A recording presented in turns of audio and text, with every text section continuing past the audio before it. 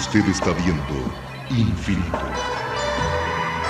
Infinito, señal del nuevo milenio.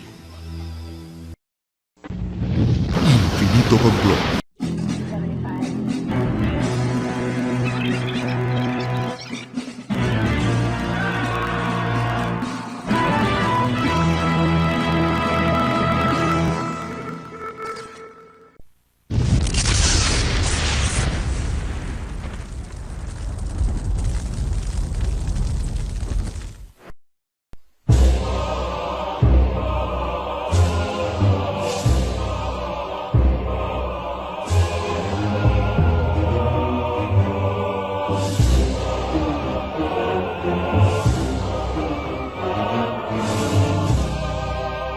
Las sociedades secretas. ¿Quiénes manejan los hilos?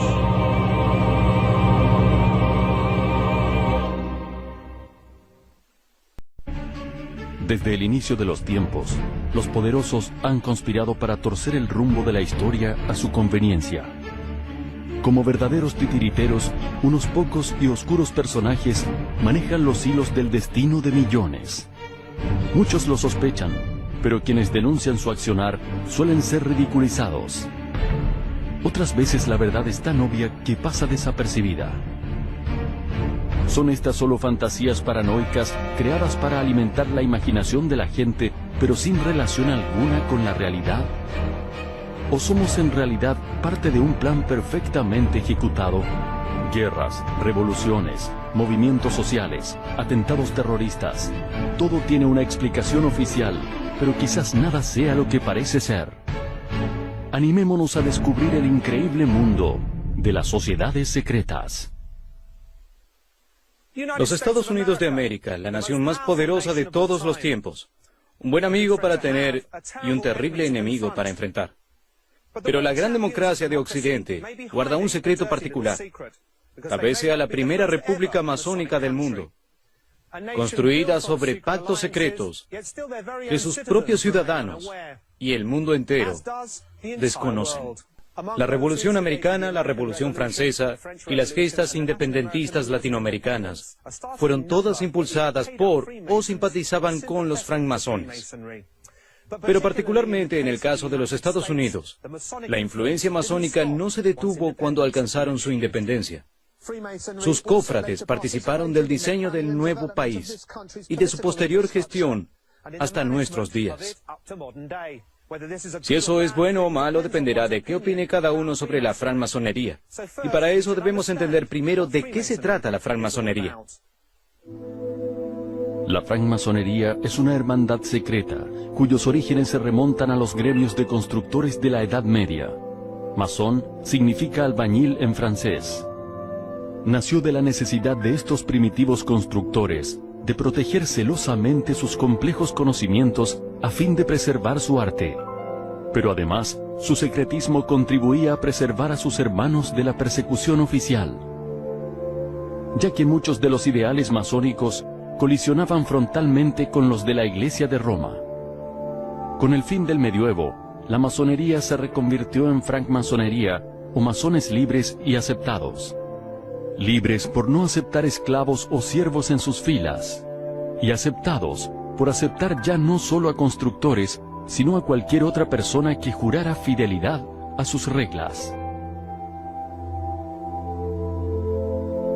La francmasonería se convirtió así en una sociedad secreta anticlerical y antimonárquica, que conservó muchos de los símbolos y rituales del gremio de constructores original. Aunque se convirtió en una organización social y civil, con objetivos claramente humanísticos, en muchas ocasiones sus operaciones eran secretas y sin lugar a dudas, políticas. Durante siglos la masonería fue perseguida por la Iglesia y los poderes establecidos, a pesar de que muchos reyes y nobles pertenecieron a sus logias. Su habilidad para atraer hasta a aquellos que supuestamente se oponían a ella hacen a la francmasonería aún más intrigante y peligrosa.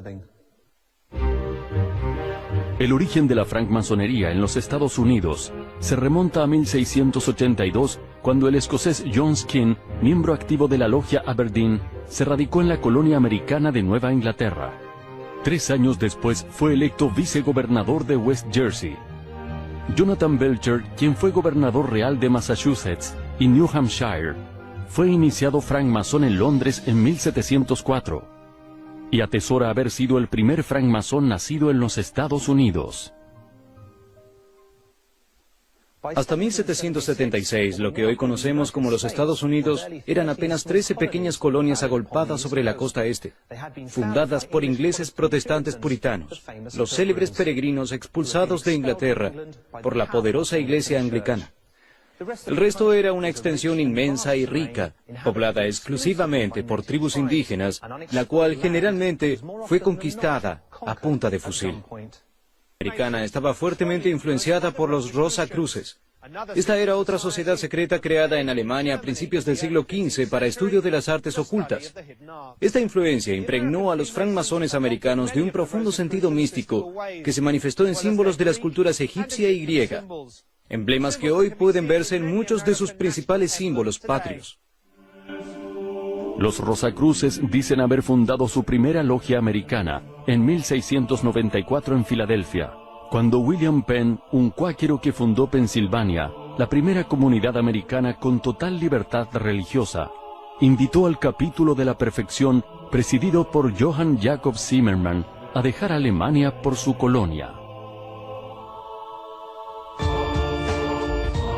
Zimmermann, un Rosacruz, creía que Cristo volvería en el año 1700, así que en 1694 construyeron un observatorio en tierra americana para observar el regreso del Señor.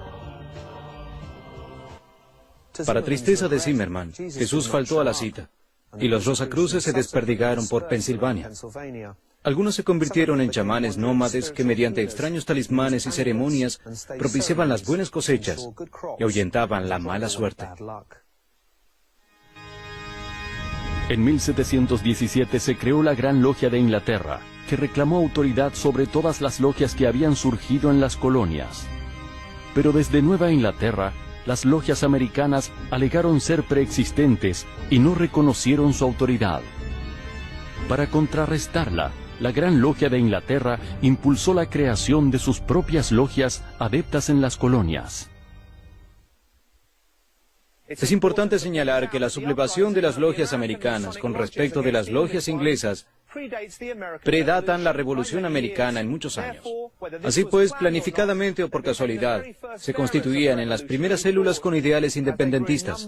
A medida que crecían en número, la idea de la independencia se esparció por todo el país. En 1776, los Estados Unidos declararon su independencia y pronto adoptaron su constitución. El aporte de la francmasonería a estos eventos fue fundamental, dado que muchos de sus miembros estuvieron involucrados. En 1732, Benjamin Franklin fue iniciado en la logia Turn Tavern de Filadelfia. Ese mismo año, James Oglethorpe, fundador de la colonia Savannah, que daría base fundacional al estado de Georgia, creó la logia Solomon. Aquí fue donde fueron iniciados quienes serían los dos primeros francmasones judíos americanos, los hermanos Moisés y Daniel Nunes. Independientemente de su origen, las logias de la francmasonería inglesas y nativas se esparcieron como un reguero de pólvora por todo el país, alentadas por el prestigio que otorgaba pertenecer a ellas. En 1740, todos en las colonias de Nueva Inglaterra eran o ansiaban ser francmasones. En 1773, un grupo de pieles rojas, indignados por los abusivos impuestos ingleses, arrojaron un cargamento de té por la borda en señal de protesta. Fue el famoso Boston Tea Party. Hoy se sospecha que muchos de esos supuestos pieles rojas no eran otra cosa que francmasones disfrazados, que pertenecerían a la logia de St. Andrews de Boston, que curiosamente no se reunió esa noche. Para irritación de la Iglesia, muchos francmasones adherían al deísmo, una filosofía cristiana que reconoce la existencia de Dios por medio de una interpretación racional de las Escrituras, desacreditando a la revelación. Según los principios deístas, la Biblia contiene muchas verdades y sabiduría, pero no fue inspirada por Dios. Jesús tampoco era hijo de Dios, y la fe no era prueba de nada. No creían en profetas ni milagros. La noción de Dios solo podía reconocerse mediante la experiencia y el conocimiento. Tanto para la Iglesia anglicana como sus pares puritanos, el deísmo era claramente una herejía que debía eliminarse. La persecución de los herejes masones se volvió implacable, pero nada los detuvo. Pronto las colonias británicas de América darían su primer gran paso hacia la libertad. Y en esos pasos se encontraría la huella apenas disimulada de la francmasonería. Los ideales francmasónicos y los revolucionarios conjugaban bien. Sus principios eran adoptados por la cultura americana de la época, imbuida en la noción de fraternidad, libertad e igualdad. En el caso de Pensilvania, esta fue una tierra particularmente fértil para la masonería, ya que era considerada la tierra prometida de todos los perseguidos de Europa. Los símbolos francmasónicos aparecían hasta en la vajilla doméstica y los muebles de las casas. Aunque la francmasonería estaban a favor de la igualdad, todavía existía esclavitud en los Estados Unidos, y los masones no aceptaban gente de color. Así que los esclavos liberados fundaron sus propias logias. Este fue el caso de la logia Prince Hall. En 1775, todavía bajo el dominio británico, se creó la Gran Logia Prince Hall en Boston como un capítulo separado para negros libres, bautizada en honor de un esclavo emancipado, Prince Hall. Durante la Guerra de la Independencia, muchos de estos masones negros, incluyendo a Prince Hall, se unieron a las fuerzas revolucionarias, peleando junto a los independentistas contra los británicos. En la actualidad, la fraternidad Prince Hall posee 4.500 logias en todo el mundo, con más de 300.000 miembros francmasones. En el año 1776, los Estados Unidos de América declararon su independencia y redactaron su primera constitución. El aporte intelectual francmasón en estos eventos fue fundamental debido a la participación de numerosos hermanos. Pero no terminó ahí. La participación de la francmasonería fue mucho mayor y alcanzaba la fundación del sistema gubernamental mismo. Cabe preguntarse, ¿qué juramentos previos habían realizado los padres fundadores francmasónicos antes de posar su mano derecha sobre la nueva constitución? ¿Y cuánto de lo que construyeron protegía los intereses de las logias y sus adeptos? El 16% de los firmantes de la Declaración de la Independencia eran francmasones. Un cuarto de los firmantes de los artículos de la Confederación eran francmasones. Y un tercio de los firmantes de la Constitución eran francmasones. Al momento de la jura de Washington como primer presidente de los Estados Unidos, un tercio de los gobernadores de las colonias originales también eran francmasones. El francmasón John Muhlenberg fue el primer orador de la Cámara de Representantes. Los francmasones John J. Blair y William Cushing fueron jueces de la primera Corte Suprema de los Estados Unidos. Cerca del 46% de los oficiales de la Armada Continental o Ejército de la Independencia y casi la mitad de sus 78 generales eran francmasones. Si nos guiamos por los ideales de libertad y fraternidad de la masonería y nos concentramos en sus aportes positivos, quizás no importaría que los Estados Unidos fuera un país masónico. Pero estamos hablando de una sociedad secreta, que desde hace siglos practica rituales y juramentos ocultos, cuyas prácticas se realizan a puertas cerradas. Entonces, ¿qué pasaría si la mayor democracia de Occidente respondiera a los intereses de un pequeño grupo de personas, cuyos objetivos se mantienen en secreto de sus propios ciudadanos? ¿Cuánto de aquella frase, todos iguales ante la ley, queda en pie cuando descubrimos que los arquitectos de esta gran democracia pertenecían a sociedades cuyos miembros se protegen unos con otros y que ni siquiera dejan ingresar a mujeres? A partir de la independencia, las logias americanas también se independizaron y dejaron de ocultarse. Comenzaron a abrir sedes en edificios públicos bien visibles. Esto aumentó su popularidad. Los salones masónicos se usaban a menudo con fines civiles y sociales pues eran de lo mejor en la ciudad.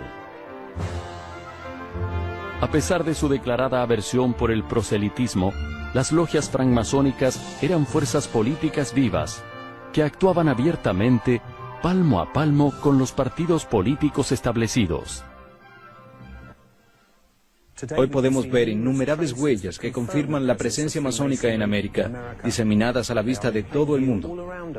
Desde verdaderos templos hasta detalles y símbolos infiltrados en el diseño de su moneda. Y eso es solo la punta del iceberg. ¿Qué hay debajo del iceberg? ¿Qué es lo que proclaman esos símbolos por lo que más de 360 millones de ciudadanos juran? ¿Cuál es la real ideología del país más poderoso del mundo? ¿Y cómo se traduce en sus actos y a dónde los conduce? Regresaremos con más Infinito Complot.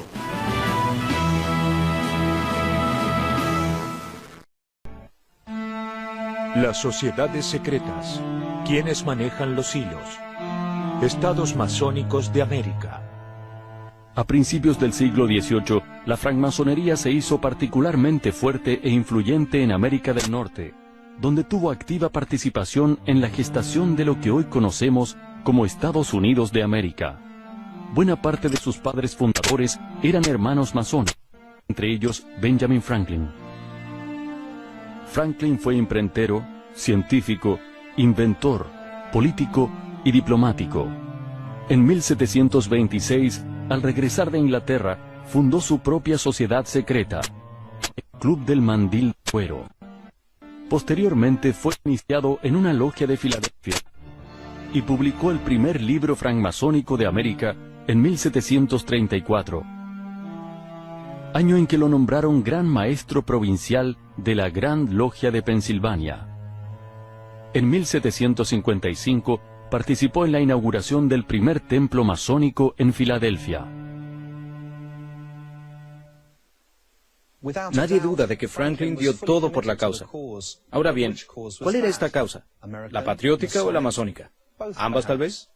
Otro famoso francmasón americano fue el mismísimo George Washington, quien hoy cuenta con una estatua alusiva donde posa como Baphomet, un ícono masónico emparentado con Lucifer. ¿Una mera casualidad o algún velado reconocimiento? ¿Qué está tratando de decirnos esta estatua? Los sectores neoconservadores y ultrarreligiosos de los Estados Unidos tal vez deban preguntarse, ¿qué celebran el 4 de julio? George Washington fue iniciado joven en 1752 en Fredericksburg, Virginia, y al año siguiente alcanzó el grado de maestro masón. Juró como primer presidente de los Estados Unidos en el Federal Hall en Wall Street sobre una Biblia prestada por la vecina logia número 1 de St. John.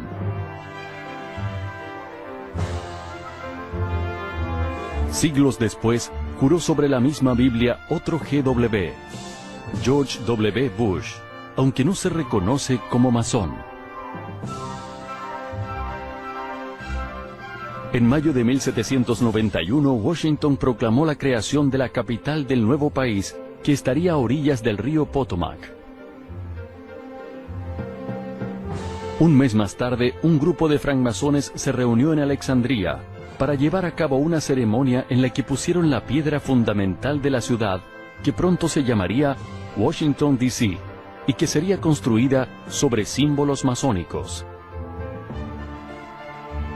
El 18 de septiembre de 1793, George Washington, vistiendo mandil y collarín de gran maestro, colocó la piedra fundamental del Capitolio, un edificio de arquitectura evidentemente masónica.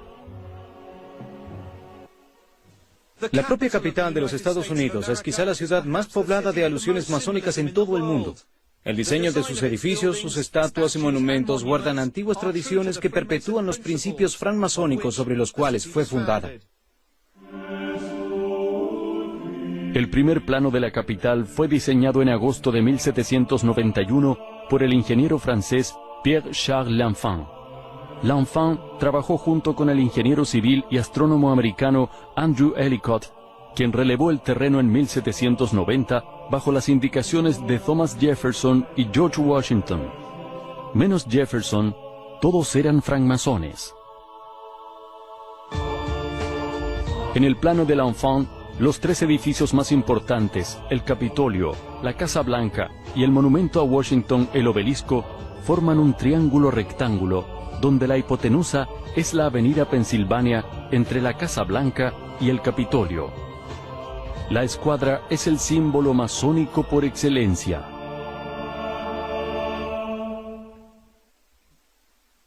Vale preguntarse por qué la simbología americana tiene tan poco de americana. Aunque se destaca en forma inconfundible, pocos son los que se cuestionan por qué hay un obelisco y no un objeto más americano en la mitad de la ciudad. Los obeliscos, tal como otras construcciones egipcias, como las pirámides, son símbolos herméticos, por ende masónicos, y especialmente rosacruces. Por sus orígenes de constructores, los francmasones siempre le otorgaron primordial importancia a la simbología arquitectónica. Al día de hoy, hay quienes afirman que las intersecciones de las avenidas Massachusetts, Rhode Island, Connecticut, Vermont y la calle Key Noroeste forman un pentagrama pitagórico o estrella de 5 puntas, que los evangelistas y otros conservadores erróneamente confunden por satánico. Esto nos permitiría concluir que toda la ciudad de Washington, D.C. es desde su diseño fundacional una invocación simbólica de inspiración francmasónica. A comienzos del siglo XIX, América estaba repleta de logias masónicas y sus miembros eran personas importantes dentro de la comunidad. Si la hermandad hizo tanto por la Revolución Americana, si sus principios eran tan inocentes y tenían tanta influencia y prestigio social, ¿por qué las logias se mantuvieron encerradas en sus secretos? ¿Qué es lo que tenían que seguir ocultando una vez liberados de la monarquía y la Iglesia de Inglaterra? La respuesta tal vez la tengan los francmasones, que se estudian en todos los libros de historia americana. En 1801, John Marshall, ex gran maestro de Virginia, fue nombrado juez de la Suprema Corte. En 1804, los francmasones Lewis y Clark partieron de St. Louis a explorar la costa del Pacífico, convirtiéndose en los primeros pioneros y ganando tierras a los nativos americanos en nombre de los Estados Unidos. Y presumiblemente de la masonería. El francmasón Stephen Austin estableció la primera colonia angloamericana en el estado mexicano de Texas. Andrew Jackson fue el primer presidente de los Estados Unidos, que antes fue gran maestro de su propio estado. Gobernó desde 1829 hasta 1837. Sin embargo, en su época más activa, la masonería estaba infiltrada por una secta cuyos objetivos eran mucho más drásticos y sus fines impiedosos. Los Illuminati de Baviera, quienes fueron o son una misteriosa organización capaz de infiltrar a una de las hermandades más antiguas de Occidente para utilizarla a su antojo. Indudablemente la masonería constituyó un punto de partida para muchas de las ideas más progresistas del siglo XVIII. La antigua hermandad europea encontró en el Nuevo Mundo tierra fértil para el florecimiento de sus ideas antimonárquicas y anticlericales. La francmasonería tuvo participación directa en las independencias de Argentina, Chile, Ecuador, Perú, Venezuela, Colombia y por supuesto los Estados Unidos de América. Hasta este punto podemos afirmar que más allá de las típicas críticas, el rol de la francmasonería en la historia americana fue positivo.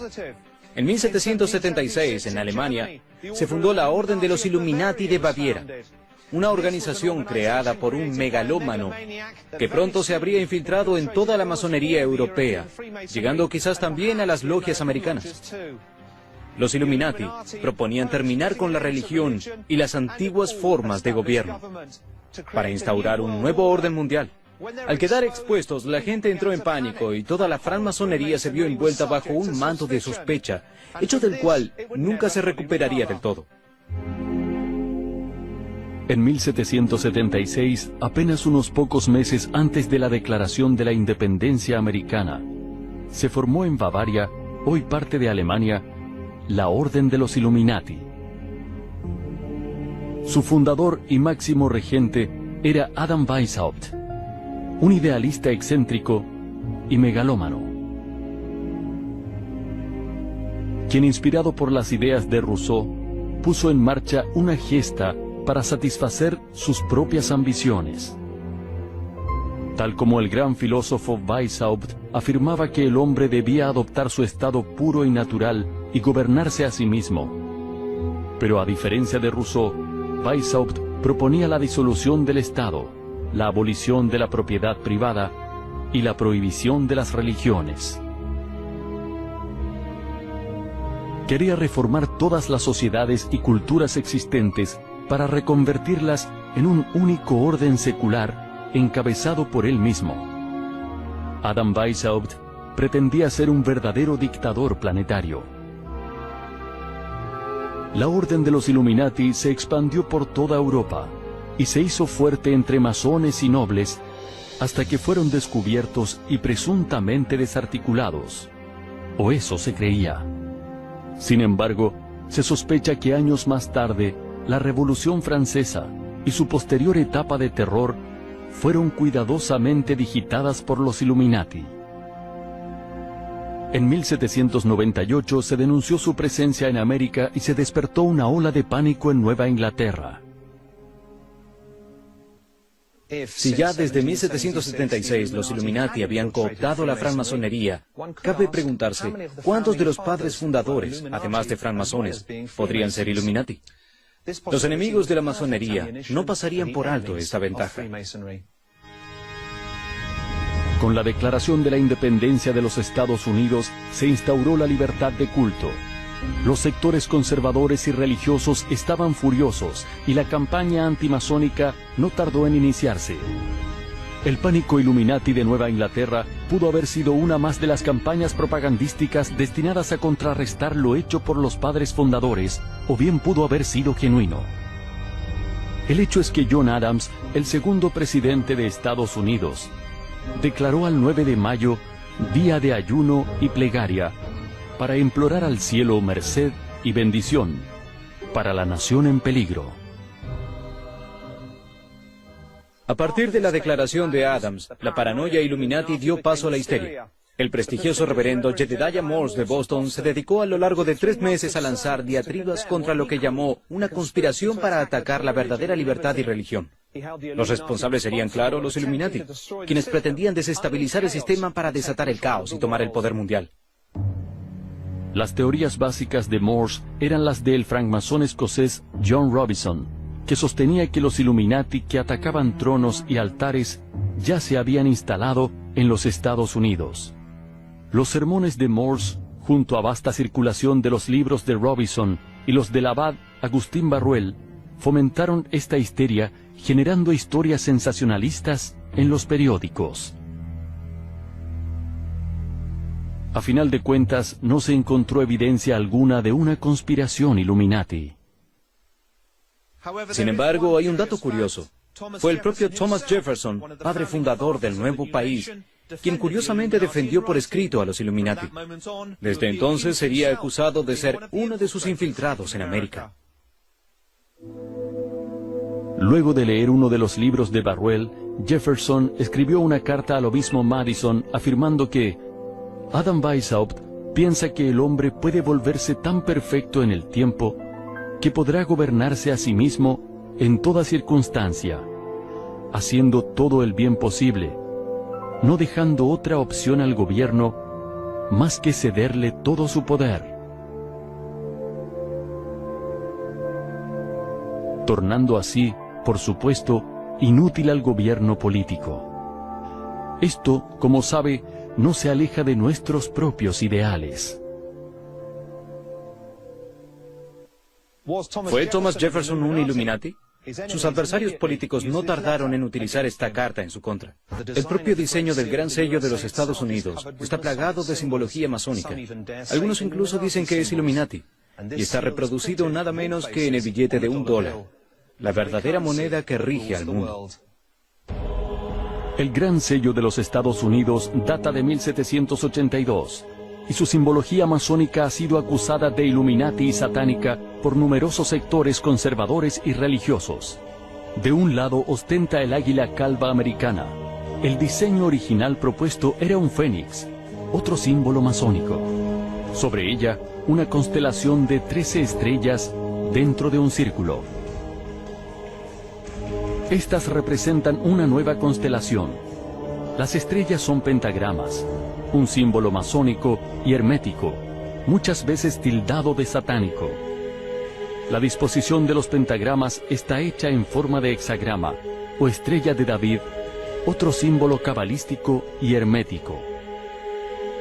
En la garra derecha, 13 flechas, en la otra, una rama de olivo con 13 hojas.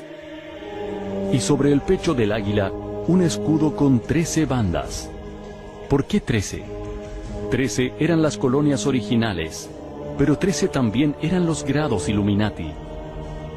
Pero los detalles más curiosos surgen del reverso del sello, donde hay una pirámide trunca de 13 escalones, coronada por el símbolo del gran arquitecto del universo, el ojo que todo lo ve. Debajo de la pirámide se lee una leyenda llamativa: Novo Ordo Seclorum, nuevo orden secular. De curiosa similitud con el postulado de nuevo orden mundial de los Illuminati. También es posible trazar un pentagrama teniendo como vértices las letras M, A, S, O, N y el ojo que todo lo ve. Las siglas no solo deletrean la palabra masón, sino también S-M-A-O-N, Santuario Místico Antiguo Orden de Nobles, una orden accesoria de francmasonería. La propia pirámide es un símbolo masónico por excelencia. El año 1776, en números romanos, corresponde a la Declaración de la Independencia, pero también al año de nacimiento de la Orden de los Illuminati. E pluribus unum significa de todos uno, frase que ha sido asociada a los planes Illuminati de dominio mundial bajo un único gobierno. ¿Cuánto de esto es casualidad? ¿Cuánto fantasía y cuánto realidad? Todo es posible, si bien no podemos dejar de lado que la mayoría de estas acusaciones provenían de sectores ultraconservadores que todavía prevalecen en Estados Unidos, clásicamente sensibles, fóbicos, paranoicos y especialmente adeptos al viejo deporte de la caza de brujas. El pánico generado por los sermones de Morse pasó, pero menos de 3 décadas después, se desató una verdadera paranoia masiva antimasónica. Y esta vez sus miembros serían perseguidos sin cuartel. En septiembre de 1826, en la pequeña población de Batavia, en el estado de Nueva York, desapareció un tal William Morgan. Se trataba de un ex masón y estafador que había amenazado con escribir un libro denunciando públicamente todos los secretos de la sociedad secreta. Hasta ese entonces se habían publicado muchos libros antimasónicos, pero todos ellos escritos por personas ajenas a la hermandad. El libro de Morgan sería el primero escrito por un miembro y uno que revelaría sus secretos mejor guardados. Los masones de Batavia intentaron quemar la imprenta. Luego lograron que la justicia acusara a Morgan de delitos menores. Finalmente lo secuestraron y lo llevaron hasta Fort Niagara, en Lago Ontario, invitándolo a que se fuera al Canadá. Afirmaron haberle dado $500, un caballo y la indicación de dirigirse al norte y no volver nunca más. Morgan desapareció para siempre. La reacción de los hermanos masones fue sin duda terrible, pero eran tiempos salvajes en un país salvaje. Para muchos el único rumbo que tomó Morgan fue el del fondo del lago. Lo cierto es que nadie volvió a verlo con vida, y el episodio culminó en un juicio dudoso que desencadenó la ira generalizada y una verdadera caza de... De todas maneras, el libro fue publicado por un osado socio de Morgan. Su tono paranoico y escandaloso lo convirtieron inmediatamente en un bestseller.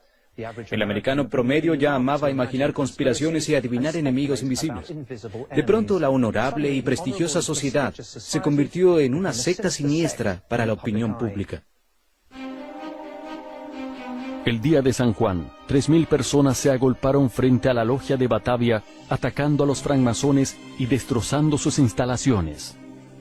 En todas las ciudades y pueblos se publicaron listas que denunciaban a los masones locales. En los años siguientes, el antimasonismo se difundió por todos los Estados Unidos. En las elecciones presidenciales de 1832, el partido antimasónico quedó tercero, con el 8% de los votos para su candidato William Wirt, un ex masón. Se acusaba a la masonería de ser antidemocrática, antiamericana y anticristiana. Un clima de sospecha se difundió en todo el país contra legisladores, jueces y funcionarios masones. No sería la última vez que se crearía un enemigo fantasma en tiempos electorales. Desde 1827 hasta 10 años después, los masones pasaron de 100.000 a 40.000. De las 500 logias activas en Nueva York, solo quedaron 75. Muchas se volvieron clandestinas y abandonaron los banquetes y desfiles anuales.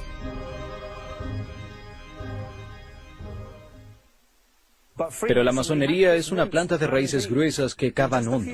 En pocos años, gracias a un personaje llamado Albert Pike, se recuperó asombrosamente.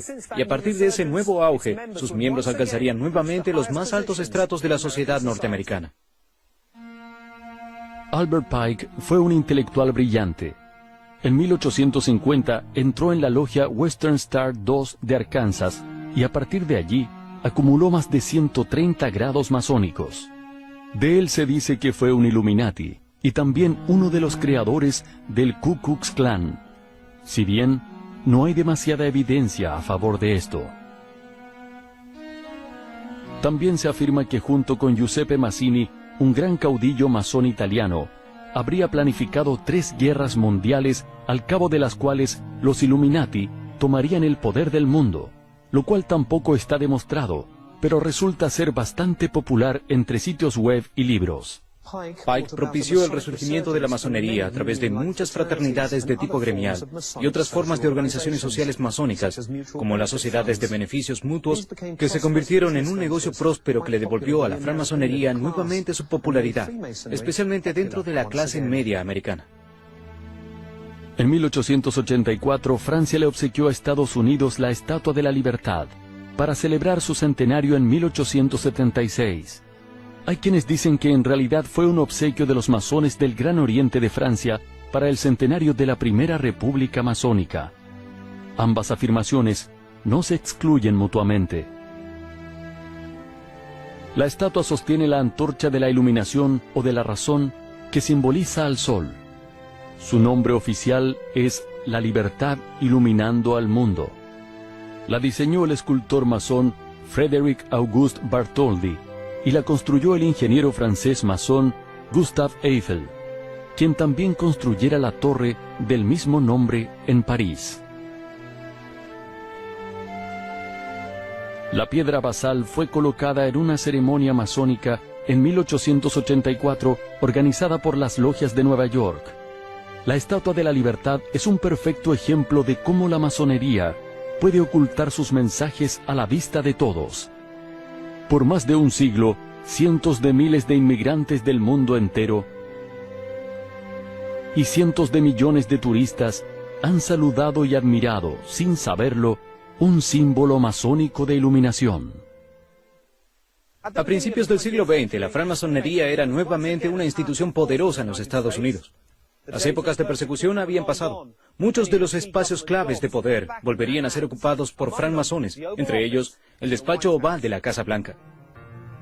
Theodore Roosevelt, presidente de 1901 a 1909, era maestro en la logia Mattincock número 806 de Oyster Bay, Nueva York. William Howard Taft, presidente entre 1909 y 1913, fue gran maestro de la masonería de Ohio. Warren G. Harding, presidente de 1921 a 1923, fue masón de grado 33 en la fraternidad número 26 de Ohio. Con la Gran Depresión de los 30, la sociedad perdió a casi 600.000 miembros. Sin embargo, fue un presidente masón, Roosevelt, quien sacó al país de la catástrofe. El prestigio de los francmasones volvió a crecer. El crecimiento de la masonería duró hasta bien entrada la década del 60. De sus filas salían presidentes y senadores como Harry S. Truman, presidente de 1945 a 1953, quien había alcanzado el grado de Gran Maestro de la Masonería de Missouri, máximo grado dentro de la organización. El último presidente reconocidamente masón fue Lyndon B. Johnson, quien fuera iniciado en la masonería de Texas y cuyo mandato duró desde 1963 hasta 1969. Johnson llegó a presidente como consecuencia del asesinato del único presidente católico de los Estados Unidos, John Fitzgerald Kennedy.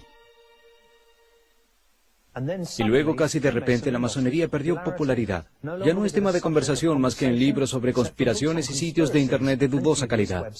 ¿Ha pasado de moda la masonería o solo se tomó un descanso después de haber realizado su trabajo exitosamente?